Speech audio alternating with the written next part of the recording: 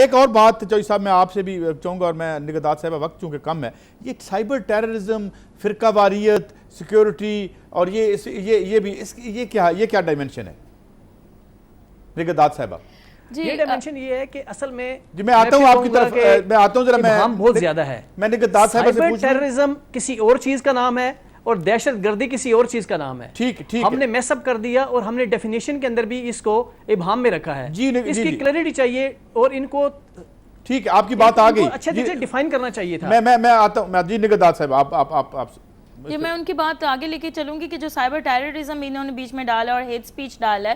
اس میں cyber terrorism, cyber security, cyber crime, یہ تینوں چیزیں مختلف ہیں۔ ان تینوں کے لیے الگ قوانین ہونے چاہیے۔ آپ ایک ہی قانون میں تمام چیزوں کو جو ہے وہ شامل کرنے کی کوشش گورنمنٹ نے کی اور ایک ہی قانون میں تمام چیزوں سے نمٹنے کی کوشش کی ہے۔ سائبر ٹیررزم کی ڈیفینیشن بہت ویگ ہے، اور ہیٹ سپیچ بھی ابھی جو امینڈمنٹس اپروو ہوئی ہیں سینٹ سے، اس میں ہیٹ سپیچ بھی بیچ میں ڈالا جو اور ہی زیادہ غیر واضح ہے۔ اب مسئلہ یہ ہے کہ پاکستان میں چونکہ اتنے قوانین ہیں، یہ ٹیررزم اور ہیٹ سپیچ یہ آلریڈی اینٹی ٹیررزم ایکٹ کے سیکشن 11W جو ہے وہ کور کرتا ہے۔ اس کی بالکل ایگزیکٹلی یہی لینگویج ہے جو لینگویج یہاں پہ انہوں نے ڈالی ہے، تو وہ ریپیٹیشن آف لاز بہت زیادہ ہے۔ جس طریقے سے پہلے ہم لوگوں نے بات کی کہ ڈیفامیشن ایکٹ کے اندر ایگزیکٹلی وہی چیز ہے جو یہاں پہ ڈال دی گئی ہے، تو یہ بہت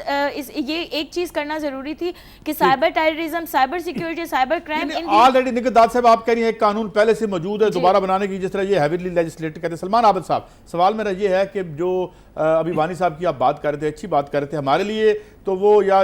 جو اکثریت ہے جو کشمیریوں کی، ان کے لیے وہ ہیرو ہیں اور انڈیا کے لیے وہ ٹیررسٹ ہیں، تو پھر یہ پوری دنیا میں ٹیررزم کی جو ڈیفینیشن ہے نا، اس پہ ایک کنفیوژن موجود ہے کہ آپ اپنی مرضی سے اپنے سیاسی ایجنڈے کو سامنے رکھ کے کسی کو شہید کہتے ہیں اور کسی کو آپ